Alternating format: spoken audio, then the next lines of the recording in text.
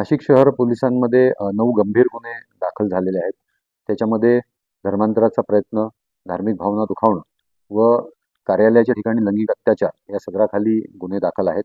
यामध्ये एका पुरुष तक्रारदारांनी धार्मिक भावना दुखावणे व धर्मांतराचा प्रयत्न या सदराखाली गुन्हा दाखल केलेला आहे.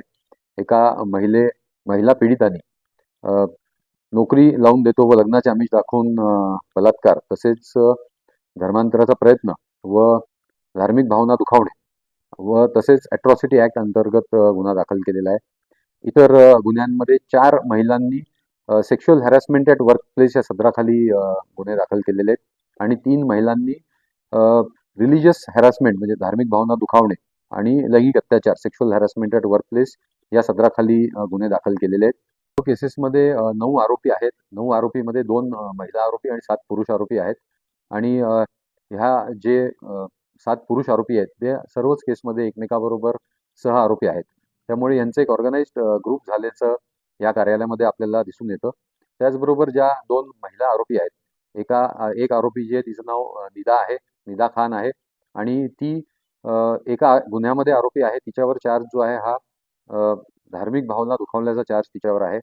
त्याचबरोबर जी त्यांची ऑपरेशन्स आणि HR बघणारी जी मॅनेजर आहे अश्विनी चैनानी, तर हिच्यावर पण एका गुन्ह्यामध्ये हिच्यावर आरोप आहेत की तिने ज्यावेळेला या पीडित महिला तिच्याकडे गेलेली होती त्यावेळेला तिने पीडित महिलेला न्याय न देता हे जे काही आरोपी आहेत तर त्यांना पाठीशी घातलं. यांना बाहेरच्या कुठल्या कट्टरपंथी किंवा इतर कुठल्या संघटना पाठिंबा किंवा प्रवृत्त करत होत्या का या संदर्भात तपास नाशिक पोलीस करत आहे.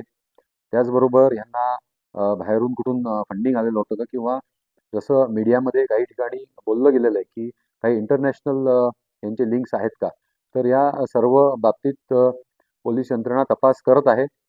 SID, ATS, NIA या एजन्सीजना पत्रव्यवहार करण्यात आलेला आहे आणि तपास यंत्रणेच्या पुढे काही ठोस या संदर्भात ज्या वेळेला काही पुरावे येतील त्या संदर्भात त्यावेळेला त्यांच्या संदर्भात त्यात कारवाई करण्यात येईल.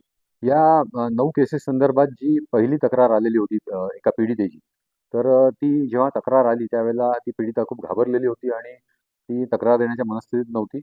तर पोलिसांनी तिचं कॉन्फिडन्स तिला काउन्सिलिंग केलेलं आहे आणि तिला धीर दिलेला आहे. त्यानंतर तिने तक्रार दाखल केली. त्यानंतर तिने आणि काही तिच्या ऑफिसमधल्या काही जणांनी सांगितलं की असे आणखीन पण काही तक्रारदार आपल्याला मिळू शकतात. विशेष करून बऱ्याच महिलांना त्रास झालेला आहे या संदर्भात. तर त्यावेळेला आमचे नाशिक पोलीसचे जे महिला अधिकारी अंमलदार जे आहेत त्या प्लेन क्लोथ्समध्ये त्या कार्यालयामध्ये गेलेल्या होत्या आणि त्यांनी सर्व त्या ठिकाणच्या महिलांना भेटून त्यांना धीर देणं, काउन्सिलिंग करणं आणि त्यांची काही तक्रार असेल तर पोलीस कारवाई करतील, आपण काळजी करू नका, अशा प्रकारचं त्यांना धीर देऊन त्यांचं मनोबल वाढवलेलं होतं आणि त्यानंतर या तक्रारी दाखल झालेल्या आहेत. या पहिल्या तक्रारीमध्ये जे पीडित आहे तिला जो आरोपी आहे तो एका रिसॉर्टला घेऊन गेल्याचं तिने सांगितलेलं होतं. तर त्याचे पुरावे जप्त करण्यात आलेले आहेत. त्या रिसॉर्टचं एंट्री रजिस्टर किंवा त्यांनी दिलेले डॉक्युमेंट्स त्याचबरोबर जे त्यांनी ऑनलाईन पेमेंट्स केलेले आहेत तर त्या संदर्भात पुरावा जप्त करण्यात आलेला आहे आणि इन्व्हेस्टिगेटिव्ह एजन्सी पुढचं तपास करत आहे.